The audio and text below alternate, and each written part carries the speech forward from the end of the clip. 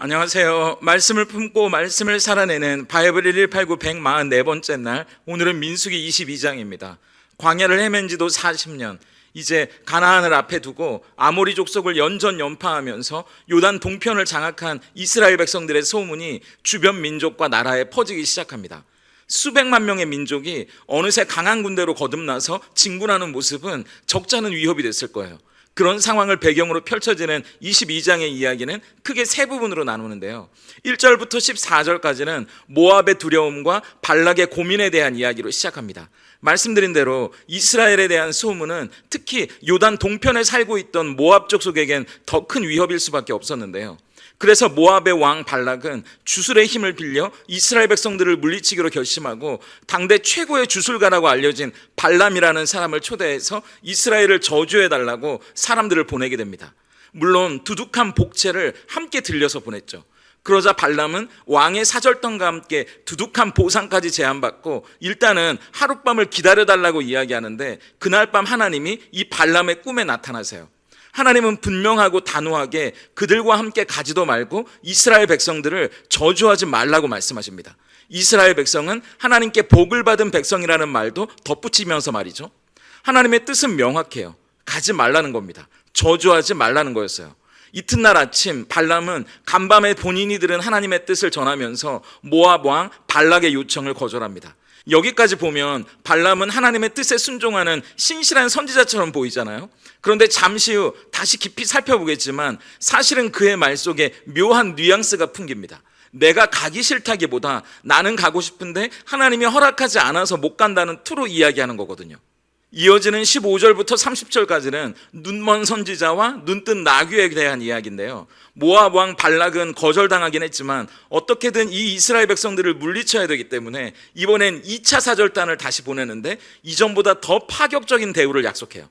거의 백지수표를 내밀다시피 하면서 뭐든지 발람이 원하는 대로 해주겠다고 이야기합니다. 이 유혹 앞에서 발람은 겉으로는 내가 여호와 하나님의 말씀을 어떻게 어길 수 있겠냐고 거절하는데, 말과는 다르게 사절단을 자기 집에 일단 하룻밤은 묵어보라고 이야기합니다. 내가 하나님께 다시 물어보겠다는 거예요. 이미 명확한 응답을 받았는데도 무슨 말씀을 더 하실지 알아보겠다는 건 실제 자기는 가고 싶다는 거 아닙니까? 발람의 기도는 하나님께 묻겠다고 이야기는 하지만 이미 자기 마음은 기울어진 거고요. 하나님께 그 마음에 도장을 찍어달라는 것에 불과합니다. 그러자 하나님은 발람에게 그들과 함께 가라고, 대신 엉뚱한 말 하지 말고 내가 하는 말만 전하라고 말씀하세요. 그런데 이건 하나님이 기뻐하시는 허락이 아니라 어쩔 수 없이 그럼 네가 하고 싶은 대로 어디 한번 해보라는 허용이거든요. 그러자 발람이 신이 나서 길을 떠나는데 여기서 우스꽝스러운 일이 벌어집니다. 하나님의 천사가 이 발람의 길을 막아서는데요. 영적인 세계를 본다는 당대 최고의 주술가 발람은 이 눈앞에 천사를 보지 못하는데 오히려 발람이 타고 있는 나귀가 그 천사를 보고 놀라는 일이 생긴 거죠. 그래서 발람은 나귀가 자기 뜻대로 움직이지 않고 자꾸 길을 벗어나고 발람이 타지 못하게 하니까 3번이나 이 나귀를 매질을 하는데 하나님이 나귀의 입을 여셔서 나귀가 주인을 꾸짖는 일이 생깁니다. 그렇게 하나님은 짐승에 불과한 이 나귀를 통해서 욕심의 눈이 먼 발람을 꾸짖으시는 거예요. 마지막 31절부터 41절까지는 열린 눈과 닫힌 마음에 관한 이야기인데요. 나귀의 입을 통해 하나님께 혼인한 발람도 하나님이 그 눈을 열어주시거든요. 그제서야 천사를 보고 자기 죄를 고백하게 되는데 발람은 거기서도 조건을 붙입니다. 만일 이 길을 기뻐하시지 않으면 자기가 돌아가겠다는 거예요. 사실 만일이라는 조건을 달 것도 없거든요. 아닌 건 아니라고, 하나님이 이미 그 길은 아니라고 말씀하셨는데 여전히 자기는 눈앞에 백지수표, 눈앞에 명예가 아른거리는 겁니다.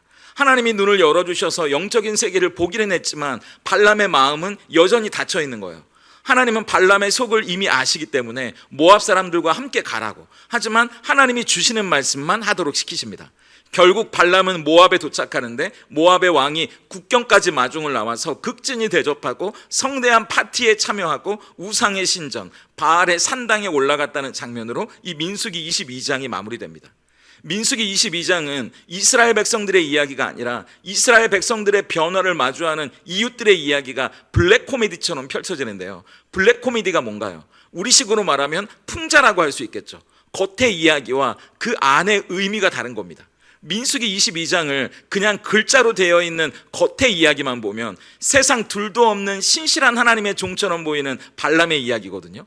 나는 돈이나 권력, 명예 같은 거엔 관심이 없다고, 나는 하나님의 말씀만 중요하다고 말하면서 왕의 사절단을 물리치는 발람의 이야기잖아요. 그리고 재차 찾아온 사절단을 앞에 두고 이번에는 하나님이 다시 말씀하셨다고, 그 말씀에 내 뜻을 꺾고 그 뜻에 민감하게 순종하는 것처럼 보이는 발람이거든요. 그런데 말씀드린 대로 22장은 한편의 풍자극입니다.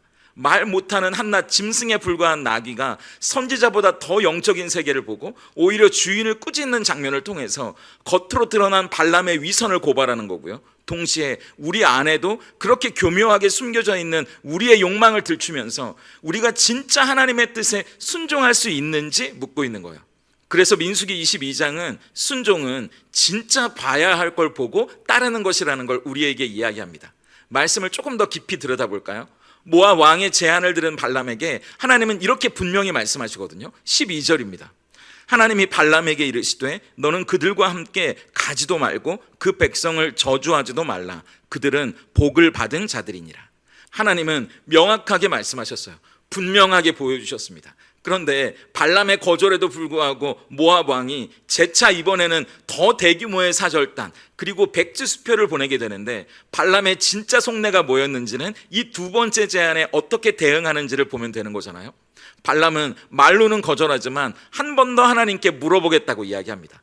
이런 풍자는 말 속에 담긴 행간을 잘 봐야 하는데요, 이게 신실한 모습이 아니라 발람이 흔들리고 있다는 걸 보여주는 거고 오히려 발람의 위선을 고발하고 있는 장면입니다. 19절을 보세요.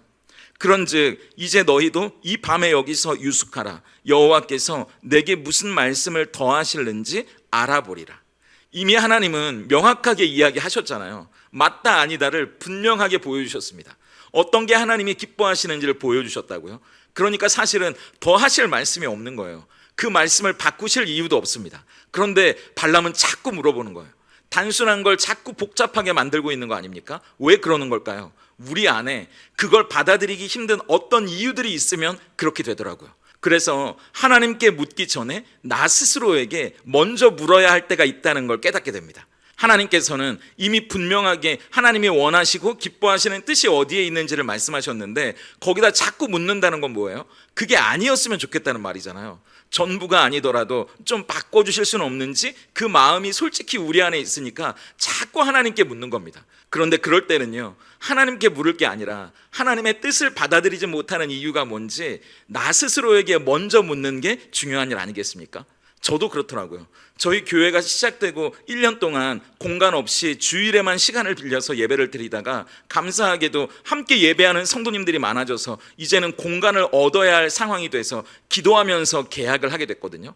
그 당시 저희로서는 너무 좋은 조건이었고요. 여기보다 더 좋은 곳은 없다고 느낄 만한 곳이었습니다. 그래서 계약도 끝내고 솔직히 저도 좀 들뜨고 거기 들어갈 물건들도 준비하던 참이었는데 입주를 일주일 남겨두고 상가의 건물 관리인 분께 인사를 드리러 갔거든요. 큰 상가 건물이었으니까 같은 층에 여러 점포들이 있었을 거 아닙니까? 그런데 저희 교회가 들어갈 공간 앞에 이단 종교단체가 입주하게 됐다는 이야기를 들은 거예요. 너무 당황스럽지 않았겠어요?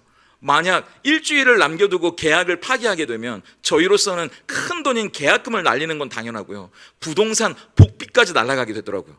그런데 제가 자꾸 하나님께 어떻게 하느냐고 묻고 있는 거예요. 하나님은 아닌 건 아니라고 말씀하신 것 같은데 혹시 제가 잘못 들은 건 아닌지, 뭔가 더 오묘한 뜻이 있으신 건 아닌지 묻고 있는 저를 발견하게 됐습니다. 그러다가 제가 문득 하나님이 아니라 그 앞에서 흔들리고 있는 내 자신에게 묻는 게 더 솔직하고 용기 있는 거 아닌가, 그런 생각이 드는 거예요. 그때 부끄러운 제 모습이 보이더라고요.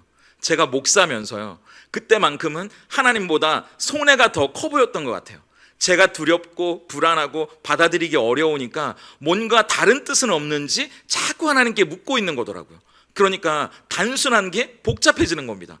성도님들께도 이런 제 고백을 나중에 드리면서 아닌 건 아닌 거라고 다시 함께 기도하는 것부터 시작하자고 했는데 정말 신기하게도 거길 들어갔으면 어쩔 뻔했나 싶은 더 좋은 곳으로 하나님이 인도해 주신 거예요. 한번 생각해 보세요. 단순한 걸 복잡하게 만드는 건 혹시 나 스스로가 아닌지 말이죠.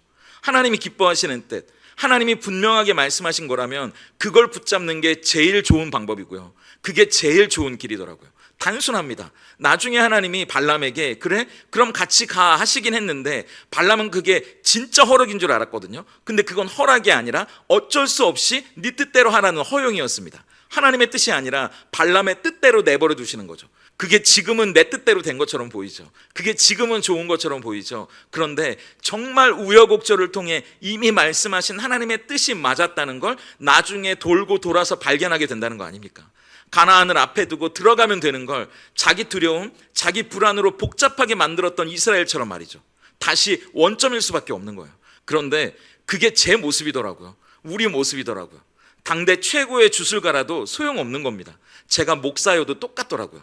그게 어쩔 땐 두려움 때문이든 또 어쩔 땐 불안 때문이든 또 어쩔 땐 돈이나 권력 같은 유혹 때문이든 우린 자꾸 단순하고 쉬운 하나님의 뜻을 복잡하게 만들어요. 모호하게 만들어서 우리 스스로 그 안에서 길을 잃어버리게 되는 겁니다. 그렇기 때문에 저는 이 말씀을 묵상하면서 예수님 생각이 나더라고요. 우리가 잘 아는 겟세마네의 그 기도 말입니다. 예수님은 내가 두렵고 불안한 정도가 아니라 죽어야 하는 십자가를 앞에 두고 그 마음이 어떠셨겠어요? 그런데 겟세마네 동산에서 이렇게 기도하시잖아요. 마태복음 26장 39절입니다. 조금 나아가사 얼굴을 땅에 대시고 엎드려 기도하여 이르시되 내 아버지여 만일 할만하시거든 이 잔을 내게서 지나가게 하옵소서. 그러나 나의 원대로 마시옵고 아버지의 원대로 하옵소서 하시고. 발람의 기도와 예수님의 기도가 어떻게 다른지 보이시나요? 발람은 하나님의 뜻을 이미 알면서도 내 안에 여러 가지 이유들 때문에 자꾸 다른 뜻은 없는지 묻는 거잖아요. 그런데 예수님은 내 안에 솔직한 마음을 먼저 아렵니다. 그리고 그 다음에 하나님의 뜻이 어디에 있는지 묻고 계시는 거예요. 이건 마음의 자세가 다르다는 걸 보여줍니다. 순종은 마음의 자세에서 시작되는 거거든요. 내 마음은 이렇지만 하나님의 뜻을 보여주신다면 기꺼이 그 뜻에 따르겠다는 태도인 거죠. 그래서 제임스 패커는 우리가 하나님의 뜻을 알기 위해 필요한 건 더 많은 정보가 아니라 기꺼이 순종하려는 마음이라고 이야기한 거 아닙니까? 저는 예수님의 겟세마네 기도를 떠올리면서 그러니까 순종은 보지 않고 따르는 게 아니고요, 진짜 봐야 할 걸 보고 따르는 것일 수도 있겠구나, 그런 생각이 드는 거예요. 히브리서 12장 2절을 보세요. 믿음의 주요 또 온전하게 하시는 이인 예수를 바라보자. 그는 그 앞에 있는 기쁨을 위하여 십자가를 참으사 부끄러움을 개의치 아니하시더니 하나님 보좌 우편에 앉으셨느니라. 예수님이 부끄러움을 개의치 않고 십자가를 순종하신 이유가 뭐라고 이야기합니까? 그 너머에 있는 기쁨을 보셨기 때문이라고 말씀하잖아요. 죄에 신음하는 우리가 얻게 될 구원, 하나님이 베푸실 놀라운 회복, 하나님이 받으실 영광, 그걸 보셨기 때문에 기꺼이 순종하실 수 있었다는 거죠. 우리도 마찬가지 아닙니까? 진짜 봐야 할 기쁨, 진짜 봐야 할 영광을 못 보니까 엉뚱한 내 안의 욕망이 진짜라고 착각하는 거죠. 내 앞에 아른거리는 돈, 내 앞에 아른거리는 명예가 발람의 마음을 어지럽게 만들었다는 겁니다. 정작 그건 우리에게 어떤 기쁨도 유익도 주지 못하는데 우리가 속고 있는 거예요. 오늘 민수기 22장에서 나귀와 발람의 이야기를 통해 하나님은 보는 것과 보지 못하는 걸 대비시키시는데요. 한낱 미물에 불과한 나귀도 영적인 눈을 뜨면 어디로 가야 할지가 보이는데 자칭 유명한 선지자라고 해도 그가 영적인 눈이 닫혀 있다면 하나님의 뜻을 말씀해 주시는데도 그 길로 못 가는 겁니다. 그렇기 때문에 오늘 성경은 영적인 눈을 뜨고 믿음의 주요 온전하게 하시는 이인 예수를 바라보자고 이야기해요. 예수님을 보면 단순해집니다. 예수님을 보면 명확해져요. 하나님의 뜻이 어디에 있는지 그분의 뒤를 따르면 되는 거거든요.